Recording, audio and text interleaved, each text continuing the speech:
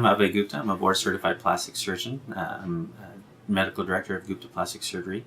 And this is another feature of our question of the month on our website, www.guptaplasticsurgery.com, which allows patients and potential patients to log on, learn a whole bunch of information about plastic surgery techniques and principles, and see a lot of before and after pictures.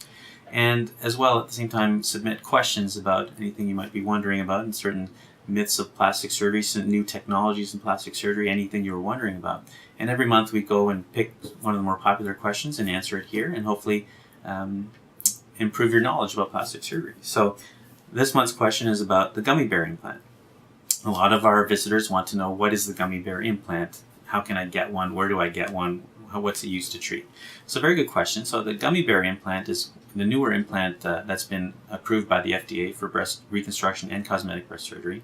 And it is basically a type of silicone gel implant that has a certain consistency and texture of the silicone that's similar to a gummy bear. So if you cut a gummy bear in half, that firm jelly kind of consistency is the similar consistency to this new silicone gel breast implant, hence the gummy bear moniker that it's obtained.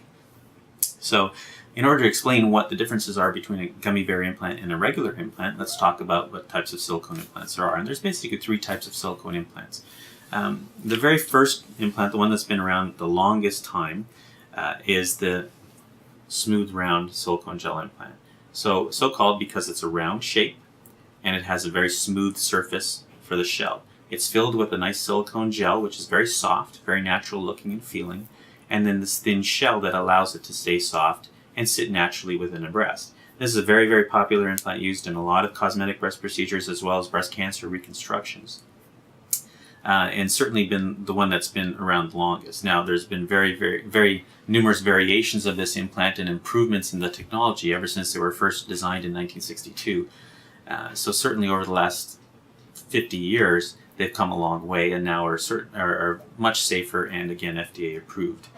So the one feature of this implant that makes it much softer is that smooth shell, but unfortunately over time the body forms scar tissue around the implant. So typically a silicone gel implant we'd expect to last about 15, maybe 20 years in the body. Eventually would have to be replaced because the body will form scar tissue around it, similar to a body forming scar tissue around a knee replacement or a joint, other type of joint replacement, for example. And what happens is the scar tissue squeezes the implant and causes it to get hard and painful. And that's where we go surgically remove the scar tissue, replace the implant. To battle that scar tissue problem, the implant company designed something called texturing to the surface of the implant. So the next type of silicone gel implant is the textured silicone gel implant. This is again a round implant, but the surface of the implant you can see has this rough surface. Now it's still very soft, but what the rough surface looks like microscopically is a whole bunch of nooks and crannies. So if the scar tissue were to form over this implant, it's not a straight line like it would be with a smooth implant. It's a much longer in and out, in and out, in and out type of scar. So the importance of that is when this scar tightens, it's a very short distance that it has to tighten to squeeze an implant. Whereas where this scar tightens, it's much longer, so it requires much more tightening before it starts pushing on the implant. Therefore, these implants do not have the same amount of scar contracture or capsular contracture, as it's called, as these smooth round implants do. So that's why these implants are certainly very popular in breast reconstruction and cosmetic breast surgery when we worry about the risk of capsular contracture or scar tissue contracture around the implant. Now again, it's a round implant, as this is. So it tends to give a more full round shape on the top of the breast and the cleavage, which is often a very desirable look for certain patients. Now, for the patients who do not like that round look, this is where the gummy bear implant comes in. And it's, as you can see, similar texturing. Okay, so they kept that texturing to minimize the scar tissue formation, but they've changed that round implant shape to more of a teardrop shape. And if you look at it from the side, more of the implant volume is down below. It looks like much more of a natural breast, much less rounding up top and the cleavage, so you're not going to get a more artificial look on the upper part of the breast or the inside middle part of the breast. So the main advantage of this is a much more natural result when we're doing for breast augmentation or breast cancer reconstruction. Again, the gummy bear, because of the consistency of the gel inside, it has to be a firmer implant because you want the shape of the gel to stay the same in whatever position it's in. So that's why the gel is firmer than a typical round implant, where the gel kind of moves around more freely within the shell. One of the main disadvantages of the gummy bear or shaped implant is possible rotation. And so when we put the breast implant in the breast, we want to put it in exactly like so it sits and has the natural shape.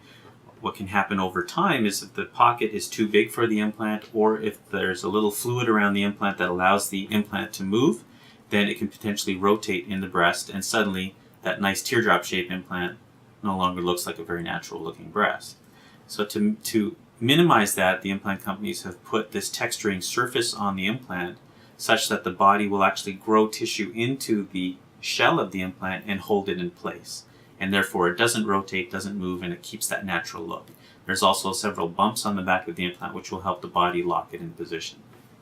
But still, that is one of the potential downfalls of the gummy bear implant. Other names for it are shaped implant or anatomic implant or form stable implant, depending on the different companies that produce it. There are 3 different companies that make this implant. So it's a very, very good tool in reconstruction or cosmetic procedures as well, but there are definitely pros and cons of it, and something that we discuss with every patient before we choose implant type. So hopefully that answers questions about the gummy bear implant and silicone gel implants in general. I look forward to reviewing all the questions that are submitted again on the website and pick the next one for next month's question of the month.